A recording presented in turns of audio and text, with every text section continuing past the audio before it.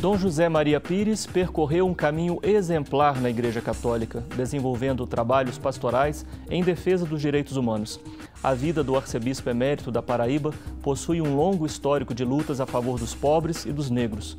Como disse a seu respeito o padre Libânio, Dom José é profeta de humanidade, profeta do Brasil, profeta em tempos de repressão, profeta no interior da Igreja. Começa aqui o programa Religare, Conhecimento e Religião. Obrigado por nos receber, Dom José, aqui na FAGE. Você pode acessar notícias do programa na nossa página na internet. O endereço tvhorizonte.com.br/religare. Lá você acessa os vídeos, lá você fica sabendo dos nossos horários, horários alternativos. Mas você pode também nos acompanhar pelas redes sociais. Basta usar como termo de busca Religare, Conhecimento e Religião, ou pelo nome Flávio Senra. Dom José, como é que o senhor nos apresentaria Dom José Maria Pires? Bem, eu não teria que apresentá-los, mas eu tenho que me apresentar.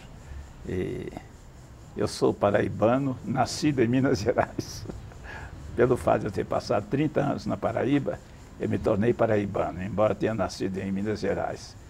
Pertenci à Arquidiocese de Diamantina, fui pároco em Curvelo.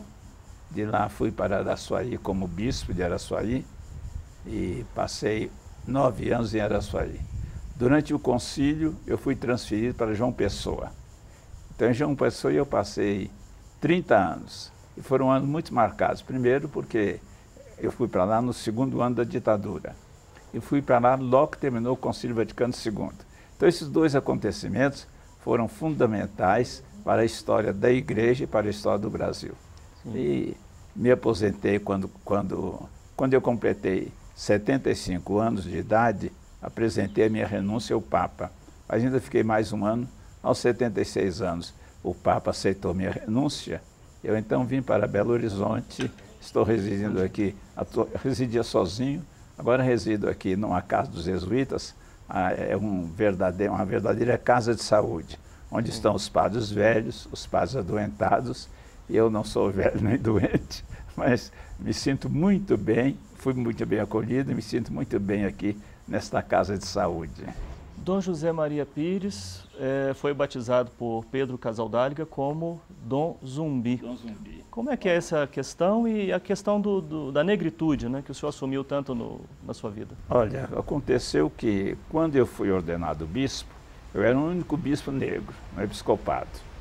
Então começaram a me chamar de Dom Pelé, porque Pelé estava no auge, com 17 anos estava no auge do esporte. No centenário da abolição, nós fizemos uma romaria até a Serra da Barriga, que era a sede do Quilômetro dos Palmares. Foi aí que Dom Pedro Casaldáliga mudou meu nome, de Pelé para Zumbi.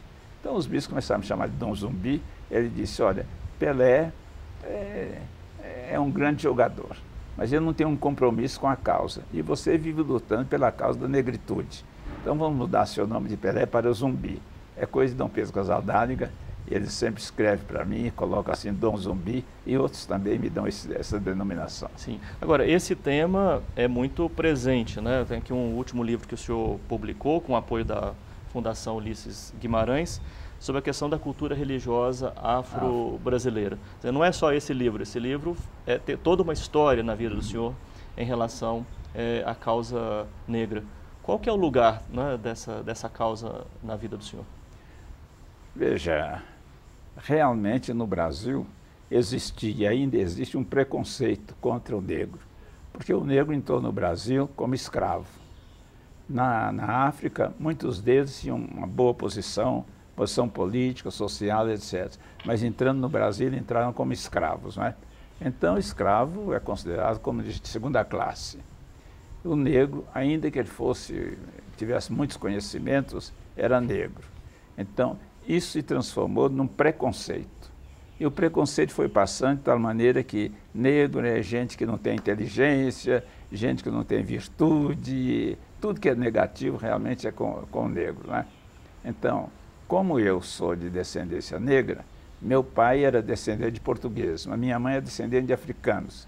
Então eu saí um negro desbotado, mas acho que a minha identidade é realmente de negro e eu realmente sempre me apresentei como negro e sempre estive nessas causas de poder, não é de ser contra não, mas de a gente poder mostrar que negro não é superior a ninguém, mas também não é inferior, é diferente. E como diferente, ele tem uma contribuição a dar, não é? E realmente essa contribuição que a gente dá, seja na música, seja na dança, seja na alegria, seja no trabalho, não é? No amor à terra, porque a terra tem axé, então realmente é a contribuição que o negro realmente pode trazer. Sim. O senhor faz nesse livro, em outros textos que eu pude ler, uma revisão da história do Brasil. Essa chamada libertação dos escravos, na leitura que o senhor faz da história, ela não aconteceu. Aquilo foi um acordo das elites, beneficiou um lado, mas os negros propriamente não usufruíram de fato dessa liberdade. Olha, o que aconteceu foi que, com o tempo, já um negro de muita idade já não podia trabalhar. Então vem a lei do sexagenário. Chegou aos 60 anos, está livre, mas ele não recebe nada. Então ele não aguenta mais trabalhar, ele não recebeu nada, ele vai ser um esmoleiro, vai ser pedindo esmola para poder sobreviver. Então, a lei do sexagenário favoreceu os donos, que hoje não tem obrigação mais com o escravo, não tem que sustentar o escravo, porque ele agora é livre, não é? Vem a lei do ventre livre. Parecia uma coisa maravilhosa, ninguém nasce mais escravo. Bom, esse menino nasceu, a mãe dele é escrava, mas ele não é. Mas essa mãe tem que amamentar o senhorzinho branco. Então ela tem que deixar o filho dela para amamentar o outro, né? Ela tem que cuidar do senhorzinho branco. Então o menino fica aí, menor abandonado, menor abandonado. Então, até as leis que parecem muito benéficas, foram leis feitas muito mais em favor do dominador do que do dominado. E aí a própria abolição, quando veio a abolição, já havia muito poucos negros escravos, porque com o trabalho que os negros fizeram, Zumbi foi um dos grandes elementos nisso, muitos negros já tinham conseguido a liberdade. E quando o negro conseguia a liberdade, ele ia trabalhar para que outros também conseguissem, né? Então o número de negros escravos, quando veio a lei mesmo da abolição, já era realmente pequeno, e mesmo sem a lei da abolição, isso iria terminar, porque os negros que já estavam livres, trabalhavam para conseguir a libertação de outros. Uma marca na sua vida, nos 95 anos de vida, esse programa vai ao ar já, o senhor tendo celebrado seus 95 anos, é uma luta muito clara pela justiça, uma opção pelos pobres e uma defesa dos direitos humanos. O senhor inaugurou na Paraíba o primeiro centro de defesa dos direitos humanos no ano de 76. Como é que é essa causa na vida do senhor? O que ela representa? Bom, o problema aí já envolve muito mais gente, né? A questão dos direitos humanos. Sobretudo quando veio a ditadura, os direitos humanos não eram respeitados. O AI-5, por exemplo, permitia que se prendesse qualquer pessoa em qualquer situação e que ela, inclusive, fosse torturada para dizer a verdade. Então, muitos eram torturados e diziam não a verdade, mas aquilo que podia ajudá-lo a sair daquela tortura, né? Por outro lado, os agricultores estavam sendo muito prejudicados, porque com a lei do país da cana, isto é, o país queria plantar muita cana para poder fazer açúcar e poder exportar.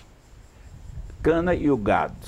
Então, aquilo era interesse dos grandes. Interesse do país, enquanto podia exportar a carne, exportar o açúcar, etc. Então, as pessoas que estavam morando naquelas terras eram despejadas. Quando muito, davam indenização. Mas você dizia, o senhor me indeniza aqui, onde é que eu vou morar? Onde é que eu vou trabalhar, né? Então, a gente, diante disso, na Paraíba, começou a tomar a defesa desses oprimidos. Só que a gente sentiu, precisaria defender a causa na justiça.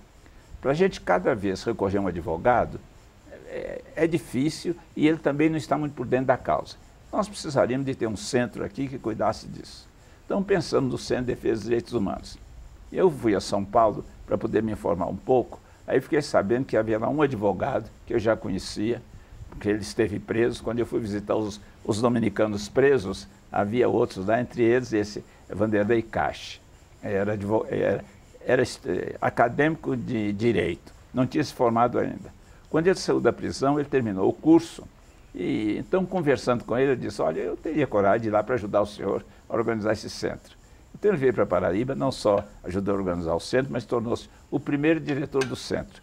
O centro foi inaugurado por Dom Paulo Evaristo Arnes. Deixou São Paulo, foi a Paraíba só para inaugurar o Centro de Defesa dos Direitos Humanos, né? E o Centro de Defesa dos Direitos Humanos realmente defendia as pessoas, porque o advogado ia para o interior para conhecer a situação, não tinha horário, podia ser até de noite, ele ia fazer todo o trabalho dele. Então, realmente, o nosso Centro de Defesa dos Direitos Humanos foi o primeiro que existiu aí. Logo que a CNBB autorizou a organizar a coisa, então nós organizamos esse centro.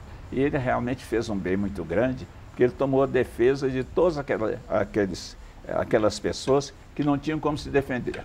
Assumiu a causa dos pobres de uma maneira assim completa, e realmente ele fez um bem muito grande lá no Nordeste. E esse centro serviu de referência para outros tantos no Brasil? Sim, porque então outros vendo que nós não podíamos trabalhar sem essa organização. E para organizar, nós precisamos de advogados. Então, quais os advogados que realmente têm coragem de enfrentar isso?